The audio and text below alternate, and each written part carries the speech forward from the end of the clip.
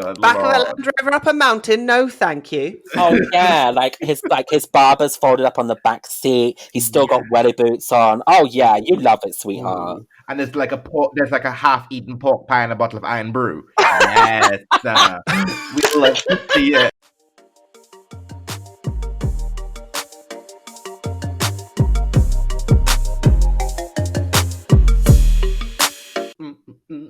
Celebrate and dance for free. One more time, but this time is the 20th motherfucking time because guess what, bitch? We made it. 2-0. We made it. We have exactly the same amount of episodes as years old I am. Right? That's something. Right? The podcast is now as old as our ages. Because come on now. Come on now. Let's be real. A lot of podcasts don't make it to even episode 10, and we are on 20, honey. 2-0 every week. Oh, bitch. I don't even know what to say because I am just so fucking excited. We have made it twice a week. Twice a week. First, right? When we first started the podcast, remember you were getting a podcast weekly. We're like, one episode is fine. Let's feed the girls, feed the gays, feed everybody. Give everybody under the LGBTQ plus I platform something to listen and indulge. And guess what, bitch? We decided one wasn't enough, so you got two brown boys, 2 episodes, twice a week. And now we're on episode 20. This is a celebration. We need to pop a bottle. We need to, let me you entertain them for a second. Let me go see what bottles I got to pop. Where's the klaxon? I have no bottles in the house because it's in the day and I will not drink before a certain time of the day. So, when you hear this, I'll probably be drunk, but Okay, so I remembered that I'm not drinking right now. Yes. So I'm over day 30 of my 100 days sober. Congratulations, me, for that as well. And I don't have any bottles to pop, but I did have some Febreze. So I'm just gonna I'm gonna spray some Febreze, and on the sound of the spray, you and girls listen. Hi, girls. Thanks for listening. We'll see you at brunch. You will have to react like I'm popping a bottle, okay? Because we're celebrating 20 episodes today. And we got a show for you as well. Are we ready? Show for you. Are you ready? Are we ready for this bottle pop? On okay. 3. 1, 2, 3. Beep, beep, beep, beep, boo. Enter klaxon, throw confetti. 20 episode comes a big production going off. 20 episodes. Beyonce's walking down the runway. She's singing.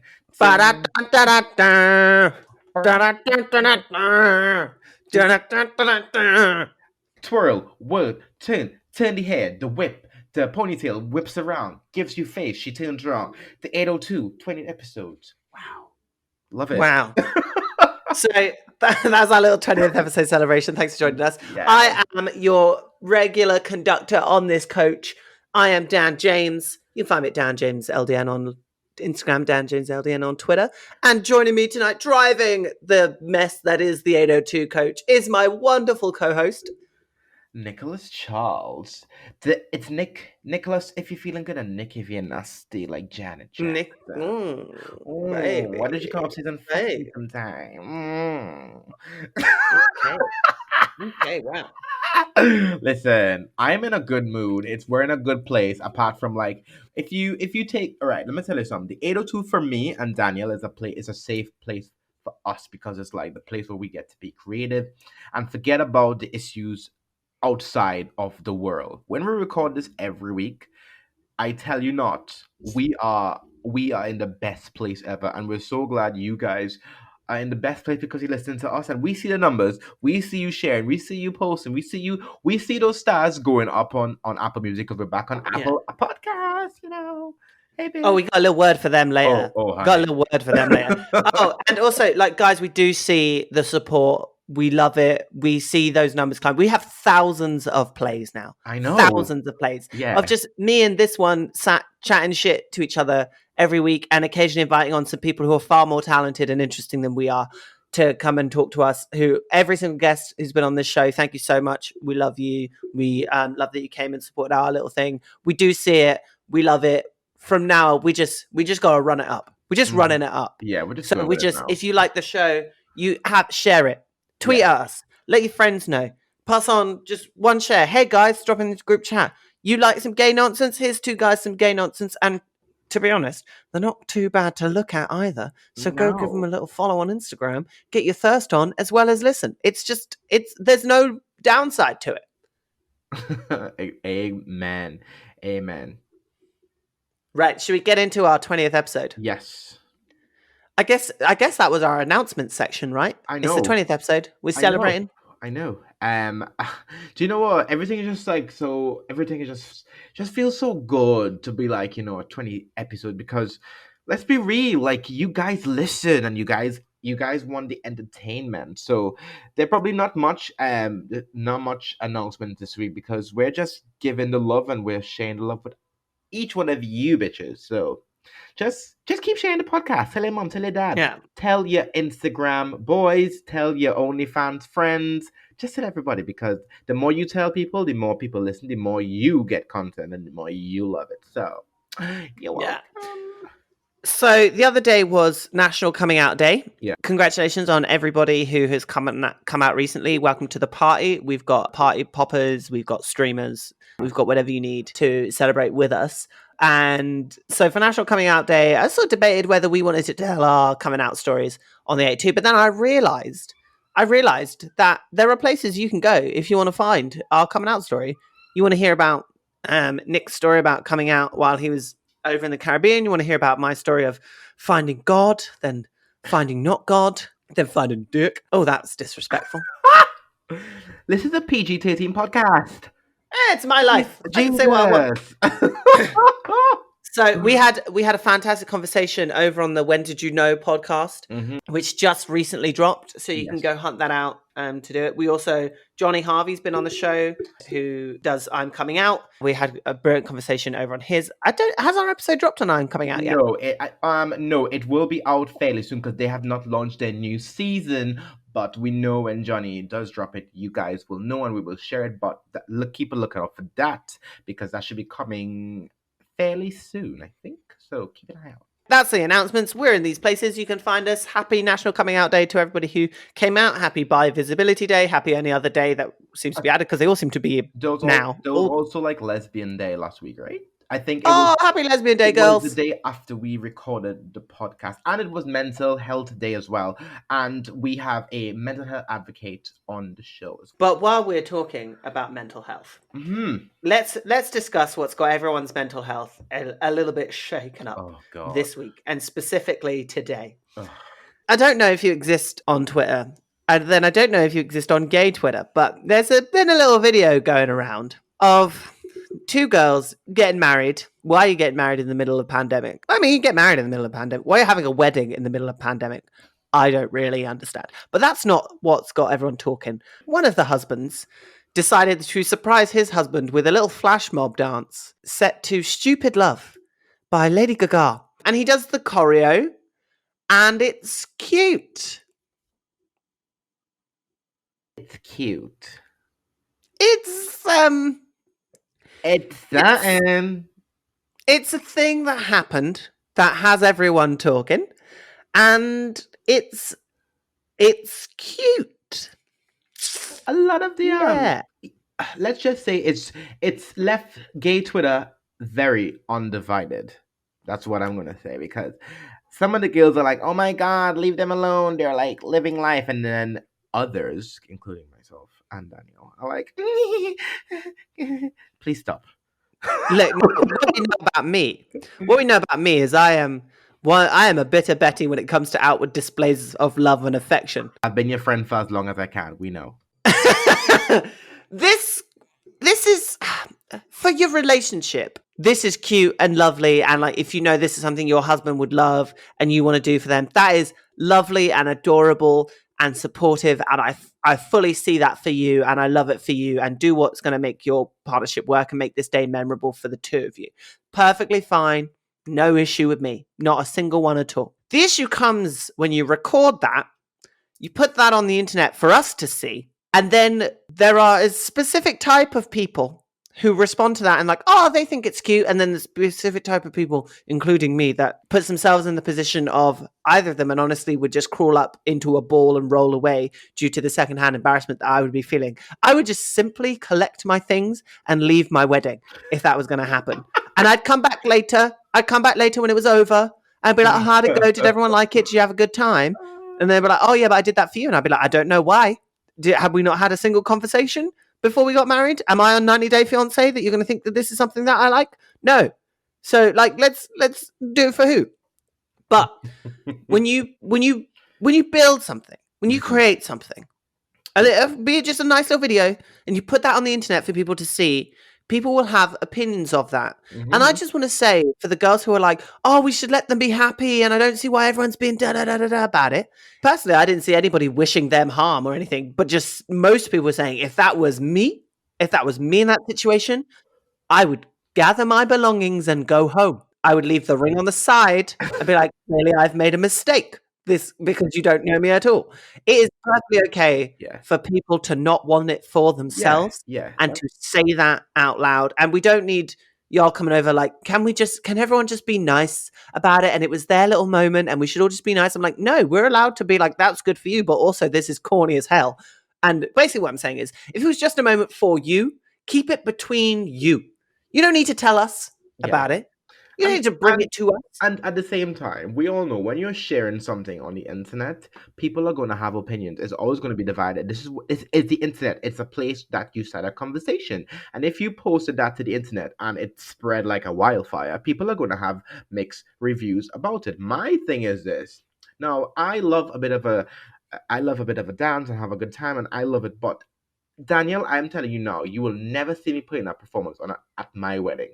No, because one, I have danced half my motherfucking life, and no one needs to see me performing WAP next to my wedding cake in a birthday suit that I spend loads of money for. You know what I mean? No, like, honey, you could see me saying at my wedding, I'm a savage, classy, bougie. No, I would love to do it, yes. But, honey, people came here for a wedding, not to see me perform. If they wanted to see me perform, I would have been dancing for Beyonce on stage at a world tour. I mean, and that's some truth. So, you know. That's the vibe. Like, it's fine. It's a cute little wedding video. Like, have yourselves a little dance. You ripped your trousers and we all saw it. You chose just the worst song from Chromatica to do it to. I guess I want your stupid love, but it's also like, I love you. I'm gonna do this dance, but also you dumb as a rock. And so not being funny, the stupid love choreo in that hat either. It's a few. The whole Gaga choreo from Chromatica isn't hard. Yeah, like it's a few. Mad. I'm still mad at the VMAs nominating "Rain on Me" for best choreography. Like we don't know what good choreography is. It's cute. It's a cute little moment. But come on. If we want to talk about choreography, we will have no money on the show. Oh, yes, we will. We will. Yes, we will. Yes, we will. We're putting that in the dream board. Miss Thing is coming on the 802. It might be a few years. We might have to put the work, but watch this space. It's coming on. Yeah, agreed. Congratulations on getting married, guys. Yes. I'm sorry that we're all talking about this. Well, let's all just agree that everyone has different opinions, and it's perfectly fine, and we can all move on. Now, we've entered the "Let me tell you something" segment, by the way. Just we didn't mention that, but that's where we're at. Here we are. Talking about marriages. One marriage has just started. One may be coming to an end. And that is of Miss Belcalis Alamanzar. That's a spell, by the way. That's a spell. I swear if you say that 3 times like Candyman, she'll appear. And she'll be like, what's happening? Sorry, I got Google. So the wedding between Belcalis Malanese Almanzar and Chiari Kendrell Cephas. Known to the world only as Cardi B and Offset. Cardi B and Offset. So Miss B posted on Twitter. Was it on Twitter or was it on Instagram? She posted somewhere. She told us that her and Mr. Cephas, Sir Offset, were finally getting a divorce. Finally getting a divorce. And she was happy about it. And she was happy. She said, he ain't a bad guy. He's just a dumbass, which I felt with my spirit. Oh, Cardi doesn't play no. But you know what? Good for her. Let me tell you why. this is my thing, and let me tell you something real quick on the 80220 episode, honey. Yes, I'm plugging it. Fuck you. Listen and shut up. Anyway, this is my thing, right? At the end of the day, Cardi has been a businesswoman. And we've seen that girls come up. Like, we've seen her on the shows. We've seen her dropping her little mixtape. We've seen her, and she's worked hard and worked extremely hard to get where she is. We've seen the music videos. We've seen her in the films. Cool, cute. That man, that offsetting man, decided to cheat on that woman prior to this whole divorce story. She took him back because she said, you know what, your culture's dad. I want to keep it cute. I want to keep it nice. I want to keep you around because it's important for you to see the development of our child. But what Cardi didn't let him know is that she knew what she was doing, honey. I'm gonna tell you why. Remember before the Money video dropped? What was it, Money or was it Press? My girl decided to get her whole body tucked and touched up, honey. And when I mean that, she got that body is looking hot for that video. And then she did the BET Awards, right? And then she dropped she did the live version of Clout with Offset, and she was absolutely slaying the fucking game. Then lockdown came around, and she was with the man.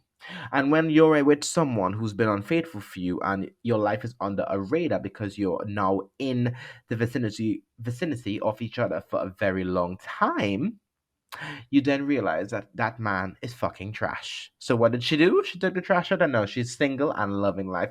Good for her. Good for her. Good for her. Except it was Cardi B's birthday the other day. Yes. Oh, and as we know, Offset is known to do.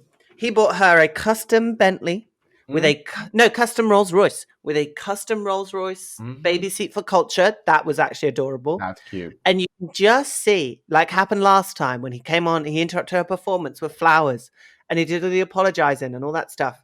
He basically knows that if he can hold out for long enough until Cardi's coochie starts quivering, the WAP's getting a little dry and it needs a refresher, and he buy her loads of nice things, that he can creep his way back in there, and he can get in, and he will do everything in his power to apologize, except stop doing the thing that will keep getting him risking divorce. I mean, if he just stopped flinging that thing about, I don't know. Offset enough for me. He looks like he needs a breath mint and a wash. I mean, I feel like Offset do smell good. I don't think he's musty. I don't think he smells. I don't think his breath is bad, because I feel like Offset maintains enough presence and sex appeal to fuck anyone he wants to, beyond just having the money. Because that's clearly what he's interested in, is not keeping his wife thing and just embarrassing her publicly. I feel like Cardi wouldn't mind a little bit of cheating if it was just nobody else knew about it. If it's just you just fuck some hoe, and then she signed an NDA and she get a little money, and then it's fine. But being reckless with it is really when thing. And like, Cardi is at the peak of her career. Like, she's only going up. She's got like the second biggest female collaboration, second biggest song of the year, behind Savage Remix featuring my girl and my other girl, the Queen and the Princess, Miss Beyonce and Miss Megan. But Miss Megan's on WAP as well. So like, this is 2020, year of Megan thriving. Don't ever try and shoot her again, Tory Lanez, who I call Tory Lanez. Do you see he getting charged? We love to see it, and we know what, we fully endorse it. You need to go. Bye. At least, and like, putting him in prison won't take up too much room, because he just needs a broom cupboard. Or just put him in one of the lockers. He'll get him a bed in there. He'll be fine. Oh, little hobbit, living Hobbiton with the other Hobbit prisoners. God, stop it. Oh, I can't stand that bitch. Anyway, Cardi, I need you. I emotionally need you to be free of this man, so you can thrive. You can find yourself a Russell Wilson. But maybe she don't want a Russell Wilson. She said it herself. She likes her men who've been to jail. She likes her men with multiple baby moms. She liked the drama, and that's her. Cool. Make your choice. She also like her woman. So hey, she might get a girlfriend. Yeah. She might get a cute girl. But I'm just like, Cardi, if he's gonna step out on you and make you look a fool, and you're not gonna follow through with the divorce and like make sure that you are okay and single, at least step out on him publicly as well and make him mad about it. Because you know how these men who cheat do. They can cheat as much as they want, and it ain't no bother. But if she tries, if she looks at another man, if another man comes over to her at a party and says hello, it's a problem, and she's an issue. That's how these men do. We've seen Offset do it. We see Ti do it. We see Future do it. We see all of these guys who do exactly the same thing to well-known, attractive, rich women who can be perfectly fine without them, who can thrive without them. But if the girl decides to do it on the man, now we got a problem. So I'm just saying, Cardi, if you about it, if this is the life you want, let's give the coochie up to some others. Yeah. Let's find you a good 25-year-old like male stripper. I want him hung like a horse. I want him god tier. I want god tier body. I want god tier dick. I want god tier face. I want you to give him some money, keep him cute. He ain't gonna fuck with no other. You got a little kept man on the side, and I need him to turn your pussy out so that when Offset fuck up again, he know he can't just lay some dick and get you back. That's what I want for you, Cardi. I see it. I see it in life. And if you're listening, Miss Belcalis, I see that for you, and I want you to claim it. Claim it for yourself. Agreed. We're going to call him Jason. We're going to claim you a Jason. Do you know what I need? Do you know what I want Cardi to be? I want Cardi to be like... To be honest, can we claim me a Jason? Ooh. Jason, if you're out there and you ain't looking for Cardi, you're looking for a bit of Dan, let me know. Ooh. I feel like a Jason and Dan. I could ship that. Yeah, we could ship that. And I want him like Tyrese looking, chocolate looking. Ooh, I could see it, Daniel. A nice little... Do we need to take a break from recording so you can have a little moment? Leave me alone. Leave me alone. I was trying to live the fantasy through you. Jesus, give me a fucking break.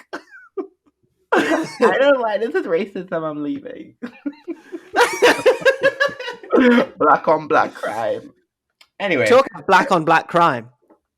This is no segue. How you doing in tier 3? Oh God, please let's not talk about that. Right. This is my thing, right? So prior to the whole drama of lockdown, I was in isolation because someone I know and then my university halls we decided to put up in isolation prior to the lockdown. I was okay, cool, fine. I'll do what I need to do. Stay inside. Now, in lockdown 1, I was staying with my very good friend Lee. He was my flatmate. We lived together, and I had someone, to deal with lockdown with, and it was okay. And I had a little yard to do my workouts, and life was fine. Life was fine. Now, the government of the UK and Scotland and wherever decided to drop this brand new green light, which is more like red light, green light, 1, 2, 3. If you remember play that game as a child, you know how it works. Anyway, the top tier with the most risk goes to Liverpool, where I reside. Now, this is my whole thing. I am not politically inclined because I kind of like I hate to talk about politics and stuff because it's not my strong point. However, I personally believe that Boris Johnson and his people, his circus of people, I don't even know what to call them because they're just imbeciles. Why are you telling me that Liverpool, of all the places that we understand, yes, it has students here, blah, blah, yada, yada, yada, you give us the strongest fucking tier. So you're closing pubs, restaurant, gym, casinos, betting, everything. But you know for a fact that local lockdowns is not going to work. You need to lock down the entire fucking place. So what you've done is you give London a certain tier, you give Manchester a certain tier, you give Scotland a certain tier, wherever. But Liverpool? Oh no, because we're a Labour city? Oh, sorry. See, now, I think London is technically tier 1, which I think means you're allowed to get rimmed in public. Ugh, God. I haven't looked into the detail. It's just a mess so far, but I think you can. I don't like it. I'm just over. I was even on the news talking about this last time on BBC News. If you didn't know, okay, you can catch me on iPlayer. That was a plug. Anyway, I'm just so sick of everything. I just feel like Daniel, you know how lockdown 1, how we barely survived. Like, I know I barely fucking survived. My mental health was in shambles at the end. And fine, when I did finally come out of lockdown, I decided to take a flight, and life was good. And I got a boyfriend, and it ended. Oh, great. However, I am now in lockdown 2, where I have to do loads of dissertation work. I can't leave my house. I can't go anywhere. I can't go to gym. I can't go for walks. I can't go for runs. I am actually stuck in a flat that has a window for me to look out from. I just feel like a wife waiting for her husband to come back from war. I'm And so then he's over gonna it. come back, and then like he's got a baby with some other lady. They Yeah. met over there. And then I'm It's gonna just have a to, whole issue I deal with gonna there. have to go find her and cut her head off, and it's just gonna be a hot mess. And we don't need the bloodshed right now because I'm too pretty for prison. Well, the whole thing, as we know, with everything that's happened from Yeah. this government's response to COVID, makes absolutely zero sense and is being explained in the most like vague, Yeah. unexplained. Like nobody really knows what's going on. Yeah. So I'm just, as part of our 20th episode, I'm introducing a tiering system for the 802. So tier 1 listeners, on a tier 1 show, you can listen wherever you want, like it's safe to do so. On a Yeah. tier 2 show, you can listen, but you have to be sat on a unicycle and you have to be juggling a bowl of peaches. That is to make sure that you are safe and defended. But unfortunately, because it's the 20th episode, we are on a tier 3, which means you have to listen, but you must only be able to listen if you've got a quarter of a can of Guinness left over and you're in somebody else's kitchen. That is the rule. Like it's backed by the science. It just makes sense. So just trust me on that. That's the rule on it.